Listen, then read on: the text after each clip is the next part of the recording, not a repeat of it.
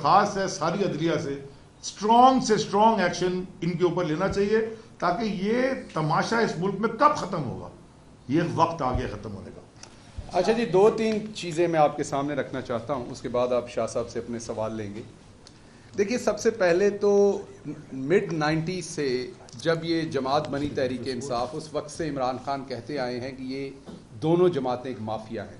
Mafia کا کام کیا ہوتا ہے؟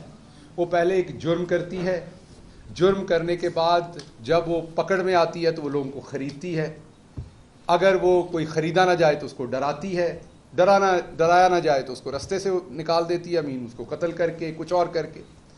آپ کے سامنے یہاں پر ججز کی ایسی ٹیپس جو قابل اعتراض ٹیپس تھیں، ان کے ساتھ بھی انہیں بلیک میل کیا گیا۔ آپ کے سامنے ڈاکٹر رضوان کو، مقصود چپڑاسی کو رستے سے بھی ہٹایا گیا۔ آپ کے سامنے یہاں پر جسٹس قیوم جیسے ججوں کو خریدا بھی گیا۔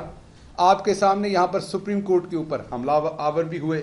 تو آپ نے جو مافیا کے تمام کریکٹرسٹکس ہیں وہ سارے دیکھ لیے، لیکن اس کے ساتھ ساتھ ایک اور چیز بیچی جاتی تھی کہ یہ بڑے تجربے کار ہیں، ان کو بہت اچھی اکانومی چلانی آتی ہے، ان کو بہت اچھی گورننس کرنی آتی ہے، اور یہ سارا ڈھول پیٹ کے ساری ان چیزوں کے کندھوں پہ بیٹھ کے یہ حکومت میں آئے۔ 3 مہینے ہو گئے ہیں، اوپر 1 یا 2 ہفتے ہوئے ہیں 3 مہینے سے۔ اس کے دوران ڈالر کا حالت آپ دیکھ لیں، معیشت جو 6% پہ گرو کر رہی تھی، اسی معیشت کا آج کوئی ایل سی نہیں کھل رہی۔ لارج سکیل مینوفیکچرنگ دیکھ لیں، آج لوگوں کے گھروں کے اندر گروسری کے جو سودا سلف انہوں نے لینا ہے، اس کے ان کے اوپر کیا حالات ہیں وہ آپ دیکھ لیں، وہ سب آپ کے سامنے، بے روزگاری آپ کے سامنے۔ تو نااہل اور نکمے تو یہ تھے ہی، کرپٹ اس سے پہلے تھے، پاناما میں ڈکلیئر ہوئے تھے۔ بے ضمیر جو تھے، ضمیر فروش، وہ ثابت ہو گئے جب انہوں نے لوٹے خریدے۔ آج آخری چیز رہ گئی تھی، یہ بزدل ہیں، وہ بھی آج انہوں نے ثابت کر دیا کہ جب یہ ہار رہے ہیں تو یہ با جماعت رو رہے ہیں۔ یہ تمام ٹولہ جن کو بہت بڑے مفکر، جن کو بہت بڑے تجربے کار بنا کے بیچا گیا تھا، وہ آج با جماعت وہاں پر کھڑے رو رہے تھے، اور صرف ایک ہی بات کہہ رہے تھے کہ ہم نے نہیں کھیلنا، ہم نے ماما پاس جانا ہے۔ اور جنہوں نے سبق پڑھایا ہوا تھا، اس میں مجھے مولانا فضل الرحمان صاحب کی بات کرنے کی بات سمجھ آتی تھی، اس میں مجھے بلاول بھٹو کی بات کرنے کی بھی بات سمجھ آتی تھی، اس میں مجھے احسن اقبال کی بات کرنے کی بھی سمجھ آتی تھی، لیکن اس میں بیچارے اسلم بطانی صاحب، ان کے پاس 1 سیٹ ہے، پنجاب میں وہ پولیٹکس نہیں کرتی ان کی پارٹی، کوئی سیٹ نہیں ہے، ان کو بھی کسی نے سبق پڑھا کے بھیجا ہوا تھا کہ آپ نے ضرور بولنا ہے، اس کے پیچھے ایک اور شخص کو سبق پڑھا کے ایک اور۔ تو اگر آپ دیکھیں تو وہ بیچارے با جماعت سارے سبق پڑھ کے بول رہے تھے کہ ہمیں اعتماد نہیں ہے۔ اب جب انہوں نے بالکل اعتماد کا انہوں نے کہہ دیا کہ ان کو اعتماد نہیں ہے سپریم کورٹ پہ، تو اب آپ بتائیے کل سپریم کورٹ ان پر واپس کیسے اعتماد کرے گی کسی بھی اور چیز میں؟ کل سپریم کورٹ کس طریقے سے اٹارنی جنرل کو اپنے سامنے پیش ہونے دے گی اسی حکومت کی؟ کل سپریم کورٹ کس طریقے سے کسی اور کیس میں حکومت پاکستان کی ضمانت لے گی یا دے گی؟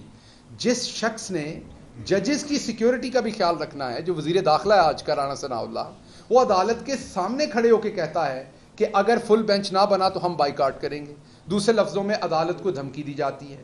عدالت نے پھر بھی، جیسے شاہ صاحب نے فرمایا کہ عدالت کو سلوٹ ہے، عدالت کو ہمارا گریٹیٹیوڈ ہے، عدالت کو ہمارا سلام ہے، جس خندہ پیشانی سے، جس میں یہ کہوں گا کہ جس بردباری سے انہوں نے ان کی ساری بدتمیزی سنی، اس کو برداشت کیا، اور اس کے باوجود ان کو بار بار موقع دیا۔ اب اگر قانون کا کوئی فارمولہ، قانون کی کوئی شک، میتھمیٹکس کا کوئی فارمولہ 179 کو 186 سے بڑا نہیں کر پا رہا، تو مجھے بتائیے اس میں سپریم کورٹ کا قصور کیسا ہے؟ اب اگر آپ کو ججز چاہیے، آپ کو یہ والے 3 ججز نہیں چاہیے، حالانکہ یہی ججز تھے جب انہوں نے قاسم سوری صاحب کے خلاف جو رولنگ تھی اس کے خلاف فیصلہ دیا تو آپ نے مٹھائیاں بانٹی تھی۔ آج آپ کو یہ ججز پسند نہیں ہیں تو کیا آپ کو واپس جسٹس قیوم چاہیے؟ کیا آپ کو واپس جسٹس تارڑ چاہیے؟ کیا آپ کو اسی بینچ کے اندر جسٹس شاہ زیب خانزادہ بھی چاہیے؟ کیا آپ کو اسی بینچ کے اندر جسٹس ثنا بچا چاہیے؟ کیا آپ کو اسی بینچ کے اندر جسٹس ہمارے صافی صاحب چاہیے، سلیم صافی صاحب؟ تو اس طرح کے بینچ تو اب نہیں بن سکتے۔ اگر آپ کو اس طرح کے بینچ بنانے ہیں تو آپ ذرا نواز شریف صاحب سے ساروں سے بات کر کے ایک دفعہ پھر ہمت کیجئے، پھر ہم تو اس چیز کی کنڈیمنیشن ہی کریں گے، لیکن سپریم کورٹ پہ دوبارہ حملہ آور ہو جائیں جیسے پہلے ہوئے تھے، ججز کو وہاں سے نکال دیں خدا نہ خواستہ، اور پھر اپنی مرضی کے ججز بٹھا کے مرضی کے فیصلے لے لیں۔ حقیقت یہ ہے کہ 186 ووٹ پڑے ہیں پرویز الہی کو، 179 ووٹ آپ کو پڑے ہیں۔ दुनिया की कोई ताकत, कोई चीज, कोई लॉजिक, कोई रैशनल मौजूद नहीं है, ना आइन के आर्टिकल 61 में, ना सुप्रीम कोर्ट के डिसीजन में, जो 179 वोट्स को 186 वोट से ऊपर कर दे। आपने बिल्कुल आईजी को यह टास्क किया था कि 5 से 6 एमपीए गायब करने हैं, वो आपका प्रेशर नहीं ले सके, वो नहीं गायब कर सके, तो आपके एमपीएज ने वहां आकर वोट कर दिया। अब अभी तारिक बशीर चीमा साहब ने खुद माना कि शायद वो खत 21 की रात को लिखा गया है, ये उन्होंने अभी टेलीविजन पर खुद माना। तो जब वो खुद मान रहे हैं कि 21 की रात को लिखा गया है और ये जरदारी साहब और शुजात साहब ने बैठ के लिखा है, तो मुझे बताइए जो काफ लीग के उम्मीदवार हैं या उनके दूसरे कैंडिडेट जो एमपीएस हैं, उनको कहां से पता चलेगा? अच्छा, अगर डिप्टी स्पीकर के पास ये खत पहले से आया हुआ था, तो जब वो बैठे जाके असेंबली में, तो क्या उन्हें काफ लीग के लोगों को ये इत्तला नहीं देनी चाहिए थी ताकि वो अपना वोट जाया ना करते? हो सकता है उन्होंने हमजा को वोट डालना होता, लेटर सर्कुलेट वही लेटर की कॉपी करवाते, उन्हें एक सर्कुलेशन भेजते और फिर कहते, पढ़ के सुनाते, कहते कि आपको कॉपी दे दी, अब आप पढ़ लें, ये ओरिजिनल मेरे पास है, आके देख लें, आपको हक है अपना वोट खराब ना करें। ये आइन के आर्टिकल, वैसे तो आइन में गुंजाइश नहीं है कि हेड ऑफ पार्टी जो है वो ये कर सके, लेकिन अगर लगता था स्पीकर को, वो कह रहे हैं मुझे अभी मिला लेटर, अभी कब मिला? असेंबली के दरवाजे तो बंद हो गए थे, वहां सबके सामने उन्होंने निकाला। दूसरा इसमें आइनी पॉइंट, कानूनी पॉइंट एक और है कि अब 176 वोट है वो आप कहते हैं पीटीआई के लोगों के हैं। अब आपने परवेज अलाई का वोट तो गिनानी कैंसिल कर दिया, तो उम्मीदवार तो खत्म हो गया। तो फिर ये बताएं वो 176 किसको मिले? जब परवेज अलाई खुद अपने आप को वोट नहीं डाल सके, तो उम्मीदवार तो परवेज अलाई खत्म हो गए। तो फिर वही बात हुई कि आप अकेले ही भागना चाहते हैं, आप चाहते हैं मुकाबले में कोई मुकाबले वाला ना हो। आप अदालतों से तभी, आपको अदालतों के ऊपर तभी एतमाद होगा अगर अदालत जो है वो परवेज अलाई साहब को उठा के किसी जंदान में बंद कर दें। पाकिस्तान तहरीक इंसाफ के 176 और उसके साथ काफ लीग के जो हैं वो 10 अरकान को किसी किले में किसी जगह पर बंद कर दें और आपको अकेले इलेक्शन कराने दें, अकेले भागने दें, जो आपने किया, क्योंकि आपने तो परवेज अलाई को भी खुद को वोट नहीं डालने दिया। तो मैं आखिर पर सिर्फ आपको ये कहूँगा कि ना अदालतें आपकी मर्जी की आइंदा बननी है। आपके चेहरे पे जो नकाब था वो उतर चुका है, आपके चेहरे पे 3-4 नकाब थे वो सारे उतर गए। आप तजर्बेकार हैं, वो भी ख़त्म हो गया। आपको गवर्नेंस करनी आती है, वो पड़ी है, गवर्नर सहक रही है बेचारी चौक के अंदर बैठी हुई, वो भी आपके सामने है। आपको बहुत बड़ी पॉलिटिकल मनूवरिंग करते हैं।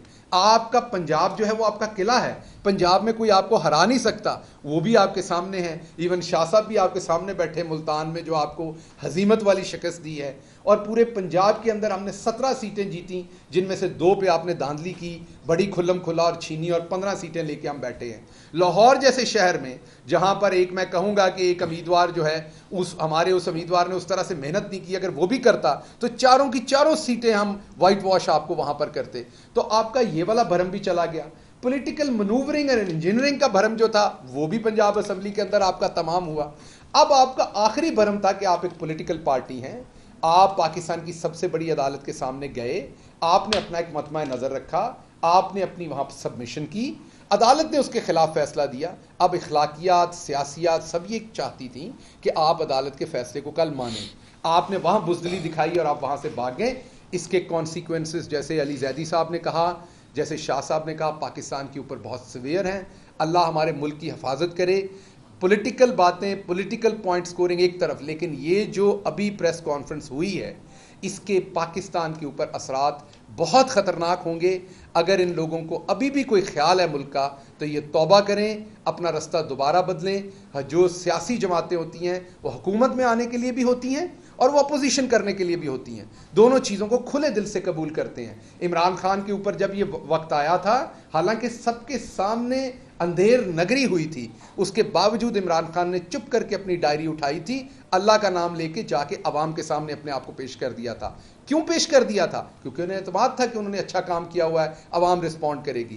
कासिम सूरी ने एक रूलिंग दी थी और उसके बाद वो हर जगह पाकिस्तान में गए, हर जगह जलसे किए, अवाम ने उन्हें किस तरीके से रिस्पॉन्ड किया। एक रूलिंग उधर मजारी साहब ने भी दी हुई है, दोस्त मजारी साहब ने, आप उनको कहें तो सही, नजर नहीं आ रहा कि किसी जगह पर वो अवाम के सामने जाके चाय का कप पी लें कहीं पे, क्योंकि उन्हें अपने कंडक्ट का पता है, उन्हें अपने किरदार का पता है। इसलिए अवाम اب آپ سے مزید بے وقوف نہیں بنے گی. آپ کو کل یہ فیصلہ تو اٹھانا پڑے گا, یہ بوری تو اب آپ کو سر پہ اٹھانی پڑے گی, اور ساتھ ساتھ شرمندگی, ہزیمت, اور اب بہتر ہوگا کہ آپ لوگ قوم سے معافی مانگیں اور بتائیں کہ آپ بس ایسے اللہ تللے قسم کے چور تھے, یہ بے وقوف آپ نے ایک بنایا ہوا تھا, آپ سے غلطی ہو گئی ہے, معافی مانگیں, اپنی جان چھڑائیں, جنرل الیکشن ہو, عوام ایک پارٹی کو مینڈیٹ دے, جس کو بھی دے, ہمیں دے, کسی پارٹی کو دے, اور آ کے وہاں پر ایک حکومت قائم کہ مسلم لیگ نے پہلے بھی سپریم کورٹ کے اوپر حملہ کیا تھا, وہ سب کے سامنے ہے, اس حملے میں اور آج بائیکاٹ والے حملے میں کتنا فرق ہے؟ وہ فزیکل اٹیک تھا, یہ وربل اٹیک تھا, فرق اتنا ہی تھا. شاہ صاحب یہ چیز بتائیے کہ قادر میں اس میں ایک شاہ جی میں اس میں ایڈ کر دوں, آج صبح جو پریس کانفرنس کی گئی, جو سارے کھڑے تھے پورے کے پورے, وہ پرائم منسٹر سیکریٹریٹ سے کی گئی تھی, شام والی بھی, اور شام والی بھی وہیں سے کی گئی. میں تو یہ ہم بلکہ ساری قوم کو یہ سوال پوچھنا چاہیے کہ یہ خود پرائم منسٹر غائب کدھر ہے؟ یعنی کہ وہ تو رات بھر کام کرتے ہیں نا, صبح 6 بجے پہنچ جاتے ہیں کام پہ اور ساری رات کام کرتے ہیں, تو وہ جواب کیوں, اپنی پوزیشن تو کلیئر کریں. ان کی کیبنٹ نے بغاوت کر دی ہے پاکستان کے سپریم کورٹ سے, وہاں کھڑے ہو کے, وہ خود کدھر ہیں؟ ان کا موقف تو سامنے ہے. اینٹی کورٹ حکومت جو ہے وہ فل کورٹ مانگ رہی تھی, کیا دراصل ان پر اپنا پرسنل ایجنڈا اتنا سوار ہو گیا ان کے ذہنوں پر کہ انہیں نیشنل ایجنڈے کی کوئی پرواہ نہیں.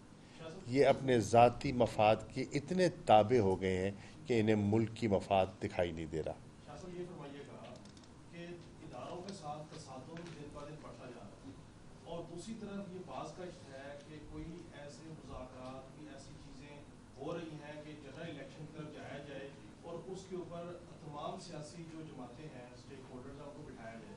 آیا ان خبروں میں کوئی صداقت ہے؟ اور شاہ جی اسی میں لے لیں کہ آپ بھی ایسے وہ سیاستدان ہیں پی ٹی آئی کی طرف سے, مطلب سینئر, جن سے رابطہ ہو سکتا ہے, تو کیا ابھی تک کوئی باضابطہ رابطہ ہوا ہے کسی طرف سے؟ مجھ سے تو نہیں ہوا جی, میں مصدقہ طور پہ کہہ سکتا ہوں, اور میرے خیال میں ہماری پارٹی سے بھی نہیں ہوا. دیکھیے, ہم پولیٹیکل لوگ ہیں اور سیاسی لوگ سیاسی بیٹھک سے کبھی کتراتے نہیں ہیں, لیکن اس کا کوئی ایجنڈا ہوتا ہے, اس کا کوئی مقصد ہوتا ہے. ہاں, ہم پہلے دن سے کہہ رہے ہیں واحد حل اس ملک کی نو کو اس بھنور سے نکالنے کا ہے نئے انتخابات, شفاف فوری انتخابات. اس سلسلے میں اگر یہ ذہنی طور پر تیار ہیں تو ہم بیٹھنے کو تیار ہیں, ہم گفتگو کرنے کے لیے تیار ہیں کہ الیکشن کیسے ہو سکتے ہیں, ان کو ہم شفاف کیسے بنا سکتے ہیں, اگر کہیں اصلاحات درکار ہیں تو وہ کیا ہیں, ٹھیک ہے. الیکشن کمیشن کو ہم نے کریڈیبل کیسے بنانا ہے, اس کی کریڈیبلٹی جو متاثر ہوئی ہے اس کو ہم نے بحال کیسے کرنا ہے, اس پہ گفتگو ہو سکتی ہے. ہم کوئی ہٹ دھرمی کا مظاہرہ نہیں کریں گے, ہماری کوئی ذاتی دشمنی تو نہیں ہے ان کے ساتھ. ہم تو کہہ رہے ہیں کہ ملک کے تقاضے یہ ہیں اور یہ ملک کے تقاضوں کو پورا نہیں کر پا رہے, کیونکہ ان کا آبجیکٹو اپنے کیسز کو دفن کرنا تھا, ان کا آبجیکٹو نیب کو ڈی فینگ کرنا تھا, اور اپنے آبجیکٹوز کو حاصل کرنے کے لیے وہ ملک کو اگر ڈیفالٹ کی طرف